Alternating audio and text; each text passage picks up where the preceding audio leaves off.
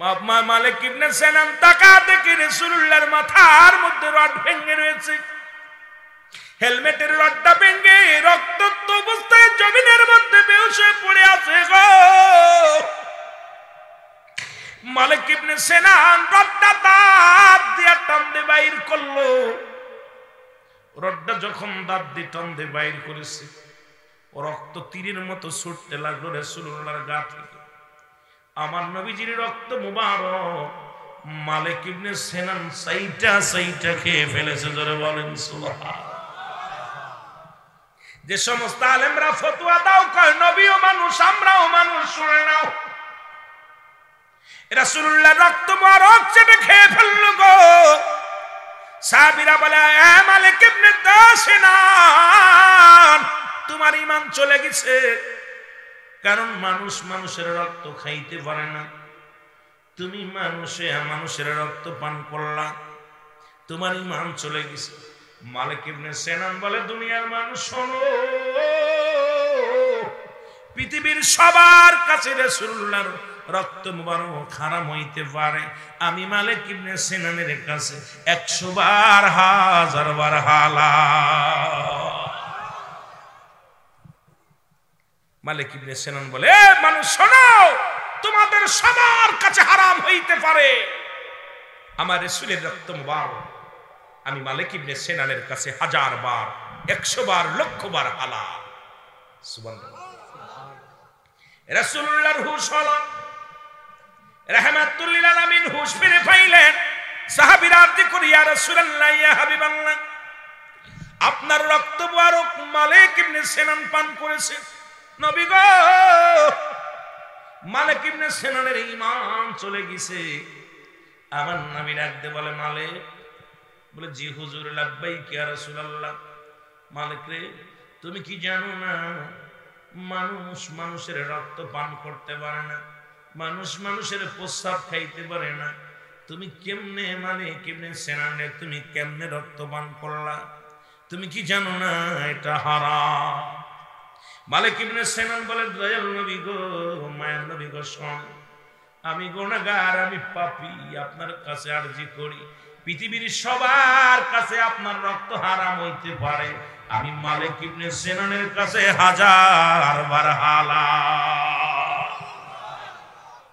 এই আলেমরা, মালিক ইবনে সিনান ফতোয়া দিতে, হুজুর সবার কাছে হারাম হইতে পারে, আমি মালিক ইবনে সিনানের কাছে 100 বার 1000 বার হালাল। সুবহানাল্লাহ। আমার নবী মালিককে বুকের মধ্যে টানতে নিয়ে বললেন, পৃথিবীর মানুষ, এ জগতের মানুষ শোনো, যদি দুনিয়ার মধ্যে কোন জান্নাতি জীবিত মানুষ দেখতে চাও, সুবহানাল্লাহ বলেন, যদি পৃথিবীর মধ্যে কোন জীবিত জান্নাতি মানুষ দেখতে চাও, তোমরা আমার মালিক ইবনে সিনানকে প্রাণ ভরে দেখে নাও। এ দুনিয়ার মুসলমান,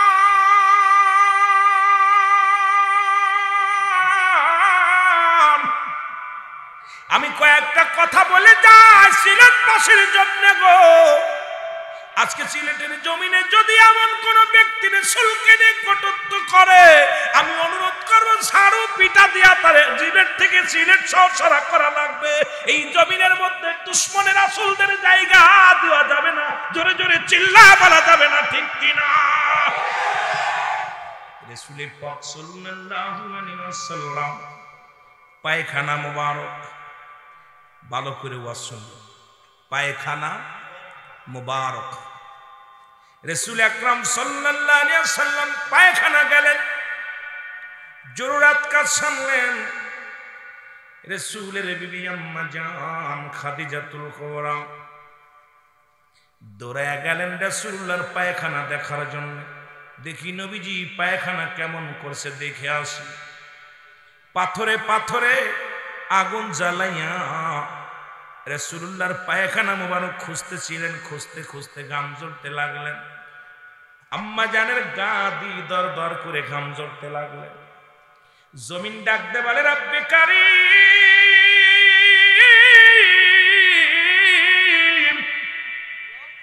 আম্মা জানের গা দিয়ে ঘাম ঝরে, একটু জবানটা খোলা দাও, আমি জমিন কথা বলতে চাই। আম্মা জানের সাথে কথা বলে, সালাম আসসালামু আলাইকুম আম্মা জান, আসসালামু আলাইকুম আম্মা জান। এর মা খাদিজাতুল কুবরা খুঁজতে লাগলেন, ডাক দেয় কে, সালাম দেয় কে রে, কোন লোক তো দেখা যায় না। ওয়ালাইকুম আসসালাম, কে তুমি? তোমার তো দেখি না বাবা, তুমি কে? বলে আমি কোন মানব নয়, আমি হইলাম জমিন গো আম্মা জান। জমিন মাটি। আম্মা জান ডাকতে বলে, জমিন রে কি বলতে চাও? জমিন বলে, আম্মা জান আপনি এত পেরেশানিত কি খোঁজেন? কি মাত্র আমার রাসূল পায়খানা করে গেল, পায়খানা কোথায় গেল? প্রেম কাকে বলে? হন বাবা, নবীর শান শোন।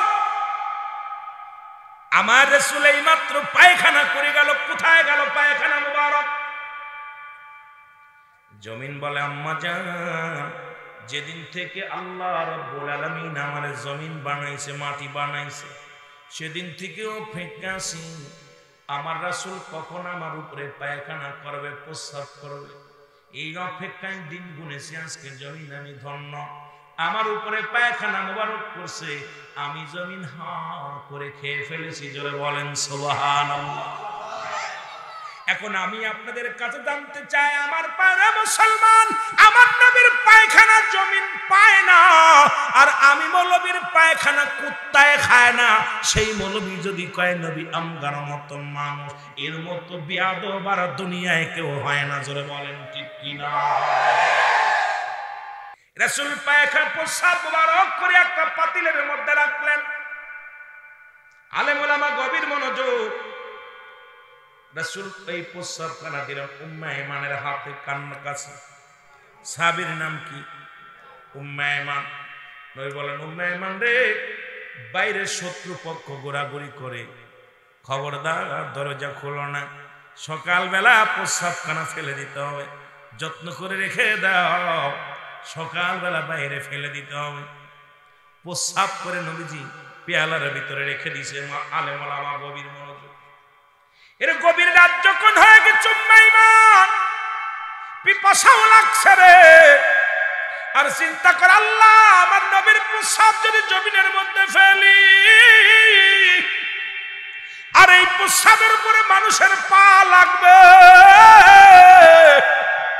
আমি বেঁচে থাকতে আমার নবীর প্রস্রাবের উপরে কারোর পা লাগাইতে দিব না। ভালোবাসা কারে কয় রে মাওলানা সাহেব, একটু শুই না যাও। জোরে বলেন ঠিক কিনা?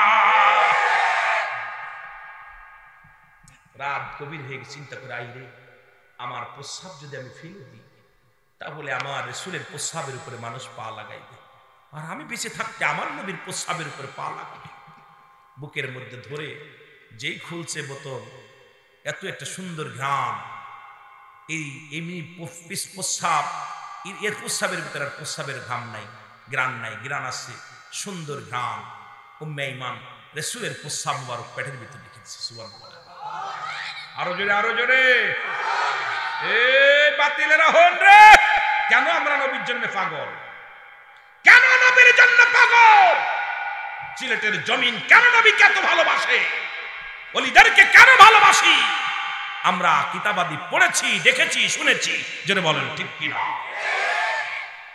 সকালবেলা রাসূল বলতেছে, উম্মে আয়মান, জি হুজুর, প্রস্রাব নিয়ে আসো, ফেলে দিতে হবে, প্রস্রাবের পেয়ালাটা নিয়ে আসো। উম্মে আয়মান বলে, ইয়া রাসূলুল্লাহ, ইয়া হাবিবাল্লাহ, নবী গো, আপনার প্রস্রাব মুবারক কার নাই? নবী বলেন, কি করছো? বলে, ইয়া রাসূলুল্লাহ, ইয়া হাবিবাল্লাহ, আমি বেঁচে থাকতে যদি আমার নবীর প্রস্রাব মুবারকের উপরে কেউ পা লাগায়, বেয়াদবি হয়ে যাবে। আমি কি জবাব দিব আল্লাহর দরবারে? নবী গো, আপনার প্রস্রাব মুবারক আমি আমার পেটের ভিতরে রেখে দিয়েছি। করে বলেন সুবহানাল্লাহ। নবীজি বলেন, উম্মে আয়মান, জেনে রাখো, তোমার জাতির মধ্যে, তোমার বংশের মধ্যে যত জাতি বাইর হবে, প্রত্যেকের গা দিয়া ওই যে কস্তুরী ঘ্রাণ, যেটা নিগ্র নাভি থেকে, হরিণের নাভি থেকে আসছে, এই সুঘ্রাণ তোমার জাতির মধ্যে বাইর হবে। জোরে বলেন সুবহানাল্লাহ। আমার ভাইয়েরা, আমার এই জন্য আমি আপনাদেরকে বলে যাই, রাসূলের শানে কোনো মিসাল চলবে না। ও মুরব্বি ইকরাম শোনো, যুবকেরা শোনো, এই রহমতের নবী গোটা পৃথিবীর মধ্যে আসেন উম্মতের কল্যাণের জন্য। আমি ওয়াজ করে এসেছি না, দুনিয়াতে আগমন করেছে নবী উম্মতের জন্য, দুনিয়া থেকে বিদায় নিছে আমার নবী উম্মতের জন্য। এই আলেমরা কেন সেই নবীর সাম্য জানা, কেন মুনাফিকি করো? মুনাফিক যা আছে আল্লাহ কমিনান নাস, মানুষের মধ্যে না কোনো তারা বলবে আমাদের ঈমান আনছে বিল্লাহি, আল্লাহর প্রতি অবিলা আখিরাতের প্রতি বিশ্বাস স্থাপন করেছে। ওমা হুম বিমুমিনিন, জোরে বলো মারহাবা। আল্লাহ ডাক দে বলে হাবিব,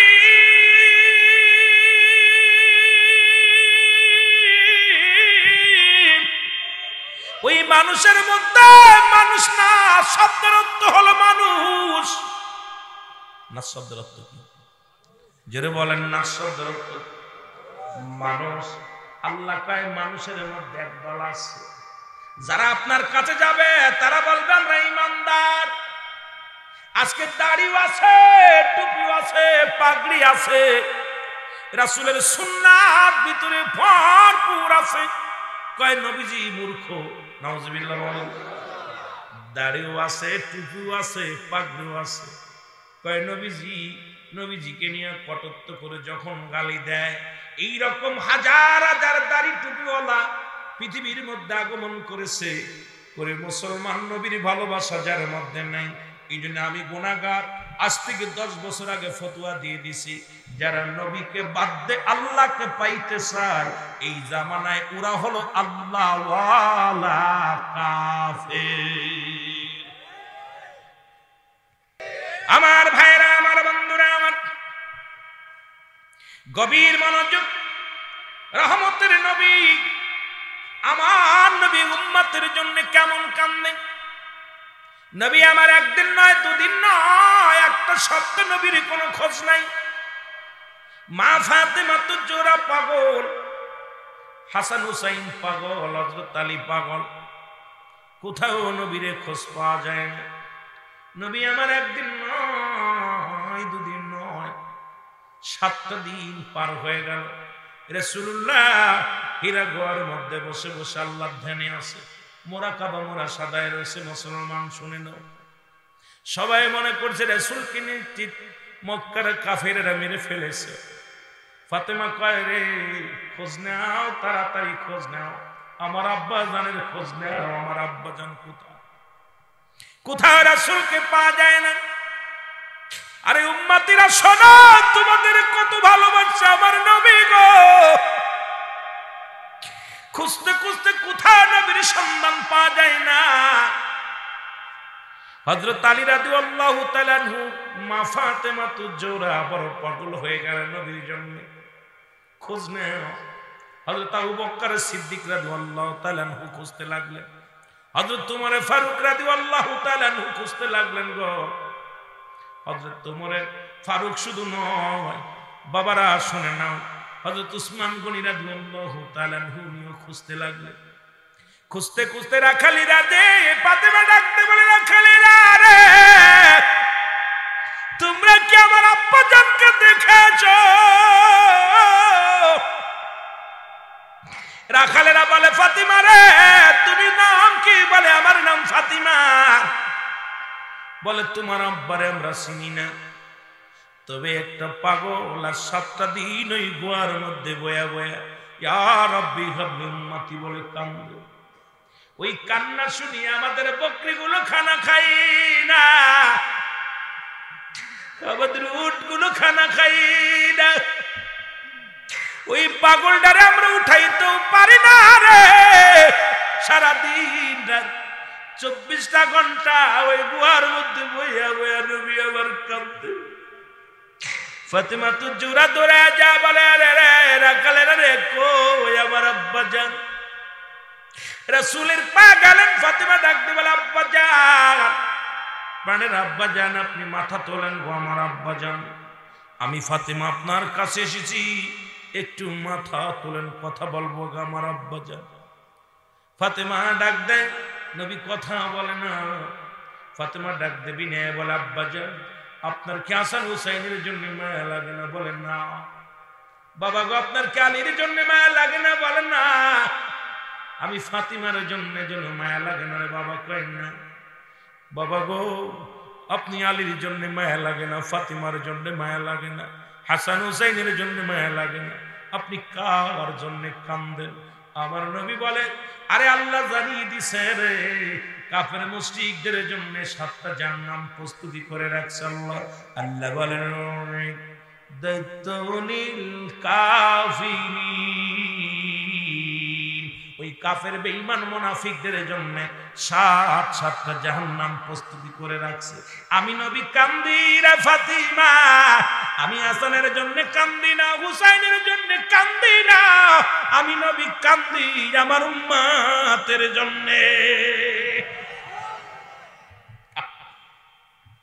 নবী কাঁদতেছে কার জন্য? আর সেই উম্মতিরা আঘাত করে কেমনে নবীরে, সেই নবীরে কেমনে আঘাত করে উম্মতিরা রে, কেমনে সেই নবীর বিরোধিতা করো, কেমনে সেই নবীর সঙ্গে দুশ্মনী করো। এই যে মাসান আসছে রে, এই যে মাস আসছে, পবিত্র মাস রজব মাস, এই 27 রজবে রাসূল চলে গেলেন মিরাজে। আলেমরা তো সবাই জানেন বাবা ইতিহাসটা, মিরাজের ইতিহাস। যেহেতু মাসটা আছে রমজান মাসের প্রস্তুতিমূলক মাস, এই মিরাজের রাত্রে নবীজি যখন গেলেন, রব্বে কারিম ডাক দে কয়, হাবিব গো এক একজন নবীরে আমি এক একটা নিয়ামত দিয়েছি, আপনি কি চান বলেন। সুবহানাল্লাহ। নবীজি ডাকতে বলেন, নবীর কাজ এবার আল্লাহর সঙ্গে কোনো পর্দা নাই। এই ওয়াজ করলে শরীয়তের মৌলবীদের মাথা গরম হয়ে যাবে। রুল আমিন কয় কি, এবং সব নবীর পর্দার মধ্যে আমার নবীর কোনো পর্দা নাই, এবং পাশাপাশি রব্বে কারিমের সঙ্গে বসে আলাপ করে। আমার আল্লাহ ডাকতে কয়, হাবিব রে আপনি বলেন কি চান আমার কাছে। সমস্ত নবী পয়গম্বরদের জন্য আমি পার্সোনাল একটা নিয়ামত রেখে দিছি, আপনার জন্য রেখে দিছি, আপনি কি চান? আমার নবী কয়, আমি উম্মত। আমার আল্লাহ কয়, হাবিব রে আপনি দুনিয়া যখন আপনি রূহের জগতে ছিলেন তখনও চাইলেন উম্মত, যখন আপনার দুনিয়ায় পাঠাইলাম চাইলেন উম্মত, যখন আপনাকে ওহী মাধ্যম দিলাম তখনও চাইলেন আপনি উম্মত। এখন আমি পার্সোনাল ডাক দিয়ে নিয়ে আইলাম, আলাপ করলো, নবী গো এখানে চাও উম্মত। আমার নবী ডাক দেখো, আমার রব্বে কারীম শোনেন, এই পৃথিবী জমিন আসমান জমিনের মধ্যে উম্মত আমার জান, উম্মত আমার প্রাণ। আমি পার্সোনাল কিচ্ছু চাই না, আমি চাই আপনার এই 7টা জাহান্নাম ভিক্ষা, 7টা জাহান্নাম যেন আপনি মাফ করে দেন, বন্ধ করে রাখেন, আমার উম্মতের জন্য নাজাত দিয়া জান্নাতে ঢুকায়া দেন। সেই নবীর সঙ্গে বিরোধিতা করে, সেই রাসূলের সঙ্গে যারা বিরোধিতা করে, কত বড় গাদ্দার, কত বড় বদ। দেখেন একটা কথা বললে বুঝতে পারবেন। আমার বাবারা, আমার রাহমাতুল লিল আলামিন, ও যুবক শোনো, কালেমার দাওয়াত দেন। কিসের দাওয়াত? দাওয়াত কি আদম নবী থেকে শুরু করে সব নবীর একই দাওয়াত। আদম বলে লা ইলাহা ইল্লাল্লাহ, আদম শফিউল্লাহ। ইব্রাহিম বলে লা ইলাহা ইল্লাল্লাহ, ইব্রাহিম খলিলুল্লাহ। ঈসা বলে লা ইলাহা ইল্লাল্লাহ, ঈসা রূহুল্লাহ। মুসা বলে লা ইলাহা ইল্লাল্লাহ, মুসা কালিমুল্লাহ। আর আমার নবী বলে লা ইলাহা ইল্লাল্লাহ, মুহাম্মাদুর রাসূলুল্লাহ। জোরে জোরে চিল্লায় বলা যাবে না মারহাবা। প্রথম জীবনে রাসূল এরকম কালেমা দিয়ে আসলেন, কালেমার দাওয়াত দিতেছেন। রাসূলুল্লাহ সাল্লাল্লাহু আলাইহি ওয়াসাল্লাম দাওয়াত দিতে গেছেন, এমন ভাবে রাসূল দাওয়াত দিয়ে আসতেছেন। এদিকে আমার রাসূলকে পৃথিবীর মধ্যে যত নির্যাতন নিপীড়িত অসংখ্য কাফেরেরা আমার নবীরে কষ্ট দিয়েছে, এত যন্ত্রণা দিছে রাসূলকে, এই কালেমার দাওয়াত দিতেছে। আবু জেহেল রাসূলের দুশমন, নাম কি? জোরে বলেন নাম কি? আবু জেহেল। কথাটা আপনাদের বোঝানোর জন্য আমি কথাটা বলি, একটু খেয়াল করেন। রাসূলের দুশমন রাসূল হলো আবু জাহেল। রাসূল কালেমার দাওয়াত দেন, এটা মানতে পারে না। আবু জেলের মনে বড় কষ্ট। আবু জেল বড় কষ্ট পাইল। রাসূল যেখানে যায় সেখানে কালেমার দাওয়াত দিয়ে চলে আসে। দলে দলে মানুষ কালেমা পড়ে, ইসলাম ধর্ম কবুল করে। আবু জেল মানতে পারে না, উনিও পরাজয় মানে। আবু জেল একা একা বইয়া কাঁদতেছে, একা একা বইয়া কাঁদতেছে। এখন আবু জেলের কান্না দেইকা মাস্টার ইবলিস যাচ্ছে ওই রাস্তা দিয়ে। ইবলিস কয়, আবু জেল তুমি কান্দো কেন? কয়, কাঁদছি কে আর সাদে বাতিজা মুহাম্মদ, তার বাবা নাই, তার মা নাই, এতিম মানুষ। সে যে সবাইরে পাগল বানায় কালেমা পড়ায় মুসলমান বানাচ্ছে, বাপ দাদার ধর্মটা একদম শেষ করে দিচ্ছে। এই কষ্ট আমার বুকের ভিতরে। এত মানুষকে বুঝাইতেছি, কেউ কি ওরে একটু কেউ মেরে দিতে পারলে সবচেয়ে বেশি ভালো হতো। ওরে যদি কেউ মারতে পারতো, যার কাছে যাই সেই বলে আবু জেল। আবু জেল কয়, তুমি মারো। কয়, আমি কেমনে মারি রে? কারণ আমার রাসূলকে বাপ নাই মা নাই যখন মুখের দিকে তাকায়, কারণ মারতে চাই, মন চাই মেরে ফেলি, কিন্তু যখন ওর সামনে যাই, যখন চেহারা মুবারক দেখি সব ভুলে যায়, তখন আর মন চায় না মারতে। আল্লাহু আকবার বলে। রাসূলের ভিতরে যখন রাসূলুল্লাহর সাথে তাকায় মানুষ, তখন রাসূলকে আক্রমণ করতে পারে। আমার মুসলমান গভীর মনোযোগ। মাস্টার ইবলিস বলে, মুহাম্মদকে একদম শেষ করে একটা সহজ উপায়, সহজ উপায় যদি উপায়টা তুমি গ্রহণ করো, মুহাম্মদ পরাজয় মানবে, ইসলাম কলুষিত হয়ে যাবে। আমার কথা যদি তুমি শোনো, তাহলে মুহাম্মদ আর মানুষের সামনে মুখ দেখাতে পারবে না। বলে, কি কথা বলেন? একটা কাজ করেন, কাজটা হলো পাশের রাষ্ট্রের যিনি মহানায়ক, এই মিশরের বাদশাহ হাবিব বিন মালিককে একটা দাওয়াত দেন। নাম কি? জোরে বলেন, নাম কি? হাবিব বিন মালিক, যিনি মিশরের প্রেসিডেন্ট তৎকালীন জামানায়, ওকে দাওয়াত দিবেন। উনি প্রধান অতিথি। দুইটা চেয়ার বানাবেন, একটা চেয়ার হলো স্বর্ণের, আর একটা চেয়ার হবে রূপোর।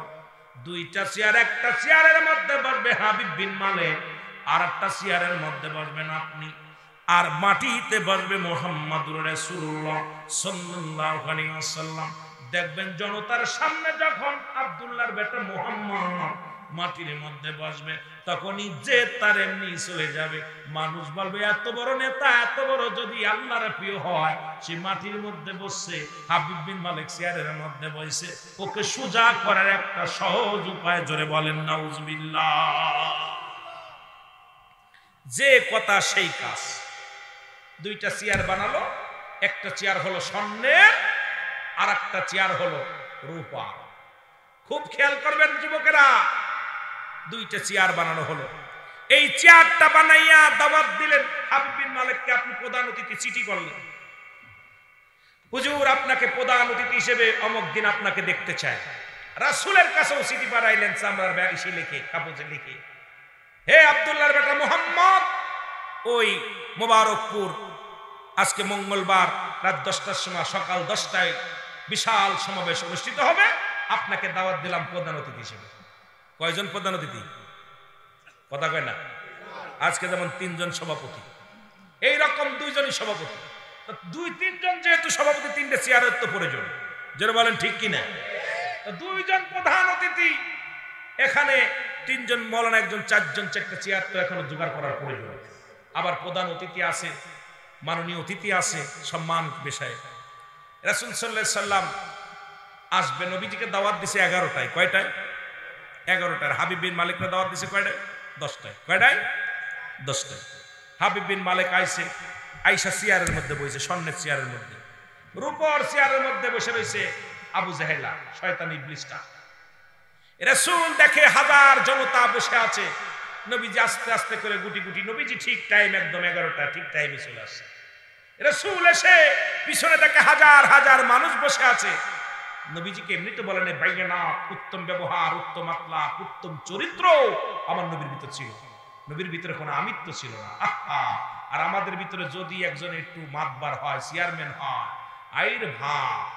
রাসূল এসে আস্তে আস্তে করে গুটি গুটি পায়ে এই মজলিসের ভিতরে বসতে গেছে। আল্লাহ ডাকতে বলে, জিবরিল দৌড়ে যাও, আমার হাবিব যদি আজকে মাটির মধ্যে বয়ে পড়ে, আমার ইজ্জতের কসম লাগে রে, যার জন্য আমি সোনা বানাইলাম, যার জন্য আমি রূপার খনি বানাইলাম, ইউরেনিয়ামের খনি বানাইলাম, যার জন্য গ্যাসের খনি, যার জন্য তেলের খনি, যার জন্য পৃথিবীর মধ্যে স্বর্ণের খনি বানাইলাম, সেই নবী যদি আজকে মাটির মধ্যে বয়া পড়ে রে, আমার ইজ্জতে বড় আঘাত লাগে। আমি নবী, আমি আল্লাহ কষ্ট পাই। যারে জিবরিল যা, আমার হাবিব জন মাটির ভিতরে বসে না। সুবহানাল্লাহ। জিবরিল আমিন আয়া বলে, হুজুর খবরদার হুজুর, আপনি যে বসবেন না। নবী কয়, জিবরিল তো দাহিয়াতুল কলবে সুরত ধরে আইছে, নবীজির কাছে আসে দাহিয়াতুল কলবে সুরত ধরে। নবীজি চিনছে, কিন্তু সবাই তো দেখছে নবীর পাশে তো এটা থাকে, অনেকেই দাহিয়াতুল কলবে দেখছে, কিন্তু সবাই জানে নবীর আরেক সাহাবী ওইটা, কিন্তু ও যে জিবরিল আমিন এটা মানুষ বুঝতো না। নবীজি জিবরিল রে, কেন আমার বারণ দাও? বসে তো কয়, হুজুর ওই স্বর্ণের খনি বানাইছে আল্লাহ আপনার জন্য, রূপার খনি বানাইছে আল্লাহ আপনার জন্য। আপনাকে যদি না পাঠাই তো আল্লাহ স্বর্ণ, রূপা, ইউরিয়াম, তেল, মোবিল যা আছে কোনো কিছু পাঠাইতো না। সুতরাং আর হাবিব বিন মালিক আপনার সামনে স্বর্ণের চেয়ারে বইব, আবু জেহেল রূপার চেয়ারে বইব, আমি তো আল্লাহ মানতে পারছে না, এই জন্য আপনাকে বসতে বারণ করছি। ধৈর্য ধরেন। সুবহানাল্লাহ। রাসূলুল্লাহকে দেখে আবু জেহেল মিসকি মিসকি হাসে। সবাইকে বলতেছে, ভাইরা আমার, তোমরা শুনে নাও, মুহাম্মদ একটা কাজ্জাব, মুহাম্মদ একটা বাজে মানুষ, মুহাম্মাদের মতো একটা সিটার বাটপার পৃথিবীর মধ্যে আর কেউ নাই। কারণ তাকে দাওয়াত দিছি, ঠিক সময় মুহাম্মদ আসে না। বলো, যিনি কথার বার খেলাফ করে সে কি কোনদিন নবী হতে পারে? কত বড় বাটপার! বলতে তোমরা বলো, সে যে নবী বলে দাবি করে আমার ভাতিজা, একই বাড়ির মানুষ, কিন্তু ওরে দাওয়াত দিলাম, এত পরে আসলে তোমরা এসে 1 ঘন্টা আগে, হয়েছে 1 ঘন্টা পরে। তো যে ব্যক্তি কথার বার খেলাফ করে সে কি নবী হতে পারে? জনগণ কয় না, ঠিকই তো বলছে, মুহাম্মদ তো কাজটা ভালো করে নাই। সে যদি নবী হবে, সত্য নবী হবে, পয়গম্বর হবে, তার কথা জবান এক থাকা লাগবে, কিন্তু জবান তো ঠিক রাখে নাই। নবীজি দূর থেকে গেলে শুনতেছে, সবাই বসে আছে। আমার ভাইরা আমার, নবীজিকে নিয়ে কটূক্ত করে গালিগালাজ শুরু করলাম, নবীর বিরোধিতা করা লাগলো। 1 নম্বরে বলে, সে নবী হয় কেমন করে? সে আমাদের ভাতিজা আব্দুল্লাহর বেটা মুহাম্মদ, তার বাবার জীবনে চোখে দেখে নাই। তার মা 6 মাস 6 বছর বয়স যখন মা দুনিয়া থেকে চলে গেছে, সে কেমনে নবী হয়? কোথায় লেখাপড়া করছে? কোথায় তার এত জ্ঞান? আর এই কুরাইশ বংশের সবচেয়ে জ্ঞানীর পিতা আমি, আমার নাম হলো আবুল হেকাম। এ মুসলমান শুনে নাও, জ্ঞানের পিতা। কিন্তু আবু জেহেল নামটা হলো, এর অর্থ হলো মূর্খর পিতা। জোরে বলেন ঠিক কিনা? আবুল হেকাম, তোমরা তো আমার নামটা রাখছো আবুল হেকাম, জ্ঞানের পিতা। তা আমি যে জ্ঞান তোমাদের দিতেছি, এই জ্ঞানটা তোমরা শোনো। আব্দুল্লাহর বেটা মুহাম্মদ সে কেমনে নবী হয় আমার বুঝি আসে না। সে যে আমাদের মূর্তি পূজা বন্ধ করে দেয়, চন্দ্র পূজা বন্ধ করে দেয়। সে কোথা থেকে এক কবিতা শিখেছে, লা ইলাহা নাই কোন ইলাহ ইল্লাল্লাহু আল্লাহ ছাড়া। যার জীবনে দেখি নাই, আমরা চন্দ্র দেখেছি, সূর্য দেখেছি, দেবতা দেখেছি, যার পূজা করলাম লানত যত মূর্তিগুলো আছে তাদের আমরা পূজা করি, আমরা বড় তাদের পায়া খুশি হয়েছি। আর মুহাম্মাদের খোদারে কোনোদিন দেখি না, সে খোদা বলতে চায়, তার জীবনে দেখি নাই, তারে কেমনে মানব যেটা নয়নে দেখি না? আমার মুসলমান শুনে না, ওদিকে আল্লাহ জানায় দেয়, হাবিবে পড়েন বিসমিল্লাহির রাহমানির রাহিম, কুল হুয়াল্লাহু আহাদ আল্লাহুস সামাদ লাম ইয়ালিদ ওয়া লাম ইউলাদ ওয়া লাম ইয়াকুল লাহু কুফুয়ান আহাদ। আল্লাহ ডাকতে বলে, হাবিব আমি আল্লাহ এক। আল্লাহ কয়জন? চন্দ্র পূজা করলে আল্লাহ 2 হয়ে যায়, মাটি পূজা করলে 2 হয়ে যায়, প্রতিমা পূজা করলে আল্লাহ 2 হয়ে যায়, গাছ পূজা করলে আল্লাহ 2 হয়ে যায়, মানুষ পূজা করলে আল্লাহ 2 হয়ে যায়। আল্লাহকে আমার আকার নাই, আমি আল্লাহ এক, আমি আল্লাহ এক। কাউকে জন্ম দিই নাই, কারো থেকে জন্ম নিই নাই। আসমান জমিনের মধ্যে কাউকে আমি জন্ম দিই নাই, কারো থেকে জন্ম নিই নাই। এই আসমান জমিনের মধ্যে আমার সমতুল্য আমার সমকক্ষ আর কেউ নয়। আর পৃথিবীর সব কিছু সবাই আমার মুখাপেক্ষী, আমি কারোর মুখাপেক্ষী নয়। সুতরাং সবাই আল্লাহর মুখাপেক্ষী। আমরা সবাই, আমরা যত বান্দা আছি, বান্দি আছি, গাছপালা তরুলতা, পৃথিবীর যত মাখলুকাত আছে, উনি হলো স্রষ্টা, আমরা সৃষ্টি। সৃষ্টি জগতের যা কিছু আছে সবাই আমরা রব্বে কারিমের, আমরা সবাই তার মুখাপেক্ষী। জোরে বলেন ঠিক কিনা? আল্লাহ আমি কাউরে তো জন্ম দিই নাই, কারো থেকে জন্ম নিই না। আমার ভাইরা, আমার বন্ধুরা, আমার গভীর মনোযোগ। এবার হাবিব বিন মালিক চেয়ারের মধ্যে বসে বক্তৃতা দিবে। আমার আল্লাহ ডাক দিয়ে বলে, জিবরিল তাড়াতাড়ি যা, আমার নবী দাঁড়ায় আছে রে, আমার বড় কষ্ট হয়। কারণ আমার নবীজি বড় কষ্ট পায়, দাঁড়ায় আছে জমিনের মধ্যে। আরে আমার নবীরে যদি না বানাইতাম, কিছু বানাইতাম না। আজকে হাবিব বিন মালিক চেয়ারে বসে আছে, আমার নবী দাঁড়ায় আছে, আমার বড় কষ্ট হয়, তাড়াতাড়ি যাও। জিবরিল আমিন চলে আসছে, মুসলমান সুরত ধরে নয়, জিবরিলকে কেউ দেখতে পাচ্ছে না। হাবিব বিন মালিকের পাশে এসে দাঁড়াইলেন চেয়ারের সামনে। আমার আল্লাহ কয়, জিবরিল রে তাড়াতাড়ি করো রে, নামাও, চেয়ার থেকে নামাও। ডাক দে কয়, জিবরিল আমিন আল্লাহ কেমনে নামাইবো? ওরে কেমনে নামাইবো? কয় ওর দুই আগে ডান ধরে কান ধরে টান মারা। ডান কান ধরে যখন টান মারছে, হাবিব বিন মালিক লোকজনকে কিরে, লোকটা চিৎকার মারে কেন? এ কোন বদমাইশ? প্রধান অতিথি চিৎকার মারে। সবাই হাসাহাসি শুরু করছিল আপনাদের। আবু জাহেল কি হলো, তুমি প্রধান অতিথি শুরু করছো? কান চলে যাচ্ছে, তুই প্রধান অতিথি, কান ছিঁড়ে কান ধরে টান। আবু জাহেল কেউ তো দেখি না, দেন দিয়ে আমরা দুইজন দুই পাশে, হয় কান ভাই ধরবো না এ ধরবো, কেউ তো দেখি না, তোর কান ধরে কে? হারে ভাই দেখেন, দেখে কান দিয়ে রক্ত বেরিয়ে, কান এত জোরে ধরছে, কান ছিঁড়ে গেছে, রক্ত বেরিয়েছে। এবার হাবিব বিন মালিক কোটেন, আল্লাহ কয় হাবিব বিন মালিক উঠছে নি রে? কয় না। কয় বাম কান ধরে টান মার। এবার জিবরিল আমিন বাম কান ধরে টান মারে, নবী দূর থেকে খালি হাসে। রাসূল শুধু দেখে জিবরিলের খেলা আর হাবিব বিন মালিকের খেলা। নবী যে দূর থেকে শুধু মজা লয় আর হাসে, কয় দেখ মজা। সুবহানাল্লাহ। নবী যে হাসে পিট করে, হাবিব বিন নবী তো দূর থেকে জিবরিল দেখতেছে, কপাল ফুরারা তো দেখতেছে না। বাম কান ধরে টান মারছে, আবার একটা মারছে, একদম আবু জাহেলের বুকি জেলা আছে।